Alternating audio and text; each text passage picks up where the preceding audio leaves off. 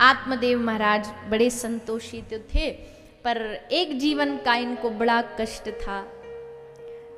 घर में बालक नहीं हो रहा, संतान नहीं थी। तो आत्मदेव महाराज बड़े दुखी, बड़े परेशान। पुत्र नहीं होगा तो नरक से कैसे मुक्ति मिलेगी, क्योंकि हमारे शास्त्र कहते हैं कि पुत्र का मतलब होता है पुम नाम नरकात् त्रायते सपुत्र। एक पुम नाम का नरक होता है, उस नरक से जो तार दे उसी को पुत्र कहते हैं, वही पुत्र कहा जाता है। तो अगर उसकी उद्धार की चाह है मन में, तो आत्मदेव ब्राह्मण को लगा घर में कोई संतान हो, पुत्र हो, कोई था नहीं। बड़े प्रयास किए, बड़ी प्रार्थनाएं करी, तब भी कुछ नहीं हुआ। हार गए और हार के मन में आया कि अब हम इस शरीर को त्याग देंगे, आत्महत्या कर लेंगे, अब इस शरीर को रखने का क्या लाभ। दुखी हो गए और नदी के तट पर जाकर के बैठे बैठे विचार कर रहे हैं कि शरीर को त्यागेंगे। तभी नदी किनारे एक संत भिक्षा मांगते मांगते वहां पहुंच गए। और वो साधु कैसे, जल में अपनी जो भिक्षा थी माधुकरी उसको लाते, जल में डुबाते और उसको डुबा करके पा लेते। अब पा रहे थे, इतने ही देखा एक ब्राह्मण बड़ी जोर जोर से रो रहा है। तो साधु आत्मदेव ब्राह्मण के पास गए और जाकर के उससे पूछा कि भैया क्यों रो रहा है, भोजन नहीं है क्या तेरे पल्ले, हमारी झोली वाला तू खा ले, हमारी भिक्षा तू खा ले। हम जो मांग के लाए, हम तो साधु बाबा जी हैं, मिल जाए तो बढ़िया, ना मिले तो बढ़िया, हमारा भोजन तुझे दे देंगे। तो आत्मदेव हंस के बोला कि महाराज घर में खाने की कमी नहीं है, पर घर में खाने वाले की कमी है। खाना तो हमारे पास भी बहुत है, जितना चाहिए आप हमसे ले लो, पर महाराज हमारे घर में कोई संतान नहीं है, इसलिए हम रो रहे हैं, इसलिए हम दुखी हैं। संत बड़े सिद्ध महापुरुष थे। संत ने आत्मदेव ब्राह्मण की थोड़ा देखा और देख करके बोले भैया देखो, बुरा नहीं मानना, पर तुम्हारे तो इस जन्म तो छोड़ो, अगले 7 जन्मों तक भी भाग्य में संतान नहीं है। हम तुम्हारी लकीरें देख के पढ़ के बता सकते हैं। अब जैसे आत्मदेव ने सुना 7 जन्म, रोता रोता बोला महाराज 7 जन्म की बात करते हैं आप, अगर हमको इसी जन्म में संतान नहीं मिली तो हम आपके सामने ही इस नदी में कूद के आत्महत्या कर लेंगे, या तो आप कुछ उपाय कर दो या हम आपके सामने मरेंगे। साधु बोला ये और उल्टी फांसी हमारे गले पड़ी, हम क्या करें भैया, जब तेरे भाग्य में ही नहीं लिखा तो भाग्य को तोड़ के मरोड़ के अगर कोई जबरदस्ती बदलना चाहे तो उसका परिणाम बड़ा खतरनाक होता है। लेकिन आत्मदेव नहीं माना, और साधु तो भैया सहज होते ही हैं, दूसरे का दुख देख नहीं पाते हैं। संत ने देखा ये बेकार में मर जाएगा, इससे बढ़िया चलो क्या पता भगवान कृपा कर दें। साधु ने आत्मदेव को एक फल दिया और कहा इस फल को भोग लगाना, भगवान का प्रसाद बना के फिर अपनी पत्नी को खिला देना, क्या पता भगवान कृपा कर दे। आत्मदेव तो बड़ा प्रसन्न हुए, लेके फल आए और अपनी पत्नी धुंधली देवी को कहा देवी लो ये एक फल है और इस फल को तुम खा लेना, साधु की कृपा से हम जो चाहते हमारे घर संतान हो जाएगी। धुंधली बोली रख दो, अभी काम कर रही हूं, कल खाऊंगी। अब रख दिया फल को। इसका मतलब क्या है, इसका मतलब है सत्संग से विवेक रूपी जो फल मिलता है ना, उसको तुरंत की तुरंत ग्रहण कर लेना चाहिए, कल पे नहीं डालना चाहिए। कल पे डालोगे तो फिर बीच में रात ही रात में कुछ ना कुछ ऐसा घटेगा जो आगे आप सुनोगे। इसलिए जो फल साधु की कृपा से, सत्संग की कृपा से प्राप्त हो रहा है, उस फल को तुरंत ग्रहण करो जीवन में। तो फल को दिया, देवी धुंधली फल को रख करके काम में लग गई, आत्मदेव ब्राह्मण भी काम में लग गए। अब धुंधली जब काम कर रही, काम करते करते उसके मन में 1000 प्रकार के विचार आ रहे हैं, 1000 प्रकार की बातें आ रही हैं। फल को खाने के बाद क्या क्या होगा वो सोच रही है, गर्भवती हो जाने के बाद कितने कष्ट झेलने पड़ेंगे वो सोच रही है। 9 मास तक मन मर्जी नहीं कर पाऊंगी, मन मर्जी भोजन नहीं खा पाऊंगी, मन मर्जी जगह नहीं जा पाऊंगी। अब बुद्धि तो बुद्धि है, बुद्धि का मतलब क्या, हमेशा उल्टा सोचना। कई बुद्धि ऐसी होती है वो हमेशा उल्टा ही सोचेंगी, वो सीधा सोच ही नहीं सकती, वो टेढ़ा ही सोचेंगी। चाहे कितना भी आप प्रयास कर लो वो टेढ़ा ही सोचेंगी। तो बैठी बैठी सोच रही है, गर्भवती हो गई, घर में आग लग गई, सब भग जाएंगे, मैं रह जाऊंगी अकेली। और मन में विचार आ रहा है, कहीं ऐसे ही उड़ती उड़ती कथा में सुन लिया होगा, सुखदेव जी 12 साल तक घर में रहे अपनी माता के। सोच रही ये 12 साल मेरे घर में रह गया तो। कभी बैठी बैठी सोच रही है, ब्याह के बाद, बालक होने के बाद, पुत्र होने के बाद ननद आएंगी, फिर नेग मांगेंगी, पैसा मांगेंगी, बढ़िया बढ़िया हार जवाहरात मांगेंगी, सब उनको देना पड़ जाएगा, ये खर्चा सो अलग।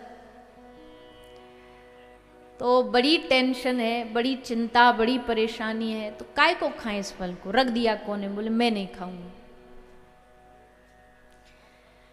तो इतना सोच ही रही थी। अब कुछ ग्रंथों में लिखा है उसकी एक सहेली आई, कोई कहता उसकी बहन आई, जो भी आई उसने आकर के उसकी हाँ में हाँ मिला दी। बोले हाँ तू सही कह रही है, मुझसे पूछ मेरे कितने बालक हैं, मैं बताऊंगी तुझे कितना कष्ट, कितना दुख है मुझे।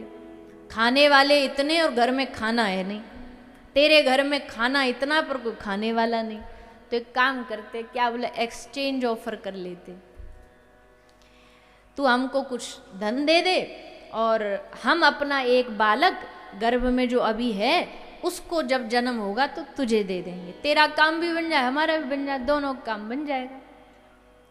धुंधली बोली ये तो ऑफर बहुत बढ़िया है, पर अब हमारे पतिदेव आएंगे, फल के बारे में पूछेंगे, खाया कि नहीं खाया, तो क्या करूं इसका। तो वो बोली कि एक काम कर, तू इस फल को, तेरे घर में गाय भी तो है, उसको भी तो बालक नहीं होता। बोला हाँ उसको भी नहीं होता। बोला उसको खिला दे, महाराज जी की परीक्षा भी हो जाएगी, पता भी चल जाए महाराज सचमुच फल से उसके कुछ होगा कि नहीं होगा। धुंधली बोली तो बड़ी अच्छी बात बताई तूने, फल ले जा करके गौ माता को खिला दिया। अब महाराज आत्मदेव आए, फल खाया, बोला हाँ खा लिया, और घोषणा कर दी कि मैं गर्भवती हो गई हूँ। गर्भवती के जैसे रहने लगी, व्यवहार करने लगी। और 9 महीना बाद जब उस दूसरी महिला से बालक हुआ तो उसने बालक धुंधली के पास भिजवाया। धुंधली के पास बालक आया, उसने सुबह होते ही घोषणा कर दी हमको पुत्र हुआ है। आत्मदेव महाराज की खुशी का ठिकाना नहीं रहा, हमारे घर में एक पुत्र आया है, खुश हो गए। तभी एक और सूचना मिली कि जो गैया इतने दिन से बंधी थी, जिसको बालक नहीं हो रहा था महाराज, उसको भी एक पुत्र का जन्म हुआ है। और गजब देखिए, है तो गाय का बेटा, पर दिखने में कैसा है, पूरा की पूरा मनुष्य जैसा, बस कान गाय जैसे, बाकी पूरा मानव जैसा दिखता है। तो नाम पड़ा श्री गौकर्ण महाराज, और धुंधली के बेटे का नाम पड़ा धुंधकारी। धुंधकारी और गौकर्ण, गौकर्ण महापंडित हैं और धुंधकारी कौन है, महाखल, महापापी है। दोनों में बड़ा भेद है, बड़ा अंतर है, एक महाज्ञानी और एक महामूर्ख, एक सत्कर्मी और एक पूरा की पूरा तामसिक प्रवृत्ति का। एक भजन करने में बड़ा रुचि रखता है, भजन करता है दिन भर बैठ करके, तो दूसरा जा जाके लोग को मार रहा है, जला रहा है, लूट रहा है, उल्टे सीधे कर्म कर रहा है। महाराज आत्मदेव देख रहे हैं, अरे राम राम राम, कितना बड़ा ये कुल कलंकी पैदा हुआ है। धुंधकारी के लिए सुखदेव जी ने लिखा है, शव हस्तेन भोजनम, शव के हाथों से भोजन कर लेता था। बोले शव के हाथों से कोई कैसे भोजन कर सकता है, मुर्दे के हाथों से कोई कैसे खा सकता है, मुर्दा कैसे खिलाएगा? बोले ना, सब हस्तेन भोजनम का मतलब मुर्दे के हाथ से भोजन खा लेना नहीं है, पर जो जिंदा जीवित होते हुए भी भगवान का भजन नहीं करते हैं वो चलते फिरते मुर्दे के समान है। उनके हाथ से भोजन कर लेने का मतलब है कि तुम किसी मुर्दे के हाथ का खा रहे हो। जो भगवान का भजन नहीं करता उसके हाथ से भोजन भी नहीं ग्रहण करना चाहिए। जो भगवान से नहीं जुड़ा है वो चलता फिरता शव ही है, वो चलती फिरती डेड बॉडी है जो भगवान का भजन नहीं करता। इसलिए उनके ना तो संपर्क में जाना चाहिए ना उनके हाथ से भोजन करना चाहिए। तो धुंधकारी सब हस्तेन भोजनम, फिर वैश्याओं के साथ रहने लगा। 5 वैश्याओं को संग रख करके उनके साथ रहता। आत्मदेव महाराज बड़े दुखी हुए, मन में थोड़ा थोड़ा सा वैराग जागा, पर मोह इतनी जल्दी थोड़ी छूट जाता, वैराग इतनी जल्दी थोड़ी आ जाता है। मन में अभी भी थोड़ा थोड़ा घर से जुड़ाव है, लगाव है। तो गोकर्ण महाराज ने फिर अपने पिताजी के लगाव को तोड़ा और इनके मन में वैराग जगाया। देहेस्तिमांस रुधिरे भिमतिम त्यजत्वम जायाशुतादिषु सदा ममताम विमुञ्चः पश्यानिशं जगदिदं क्षणभंगनिष्ठं वैराग्य राग रसिको भव भक्तिनिष्ठ धर्मं भजस्व सततं त्यज लोक धर्मान् सेवश्य साधु पुरुषान् जहि काम तृष्णाम् अन्यस्य दोष गुण चिंतन मासु मुक्त्वा सेवा कथा रसमहो नितराम पिबत्वम। ये श्लोक सुनाए अपने पिताजी को गोकर्ण महाराज। गोकर्ण महाराज कहते हैं अभी भी आपका मन नहीं भरा संसार से, अभी भी मन में यही भरा हुआ है कि मेरे जाने के बाद पत्नी कैसे रहेगी, बाल बच्चे कैसे रहेंगे। निकाल दो इस बात को हृदय से। समय रहते ही वैराग आ जाना चाहिए, नहीं तो फिर जबरदस्ती भगवान कुछ ना कुछ ऐसा करेंगे कि संसार से मोह टूटे। समय आने से पहले तैयारी कर लो। देखो हमारे भारत में एक यात्रा बहुत अच्छी बड़ी मजेदार होती है और वो यात्रा है ट्रेन यात्रा। ट्रेन की यात्रा बड़ी मजेदार होती है। क्यों? वहां विचित्र विचित्र लोग मिलते हैं, विचित्र विचित्र उदाहरण मिलते हैं। बहुत पहले कहीं बंगाल शायद कहीं जा रहे थे ट्रेन में, तो वहाँ एक चाय वाला चाय बेच रहा था। तो चाय लो, चाय चाय चाय चाय, ये तो सब बोलते ही हैं ट्रेन में। वो जोर जोर से चिल्लाता खराब चाय खराब चाय खराब चाय। तो बोले क्यों? बोले अगर ये बोलेगा चाय या बढ़िया चाय तो लोग नहीं सुने, खराब चाय तो एकदम अटेंशन आकर्षण होगा। बोले भैया खराब चाय कैसी होती है? और जो अपनी चाय खराब बता रहा था मतलब कुछ तो बात है उसमें। और बड़े अजीब अजीब हालात पैदा होते हैं ट्रेन में, नई नई कहानियां पैदा होती हैं। तो सबसे मजेदार यात्रा होती है ट्रेन की यात्रा। हमको तो बड़ी प्रिय है। वो अलग बात है कि होती कम है, क्योंकि समय बचाने के लिए इधर उधर जल्दी जल्दी जाना होता है, तो फिर दूसरे साधनों से जाते हैं, पर होती बड़ी मजेदार है। टहल लो, सो जाओ, किसी से बात कर लो, किसी दोस्ती कर लो, रास्ता में रुकी तो वहाँ चाय ले आओ, पकौड़ा ले आओ, चिप्स ले आओ उतर करके।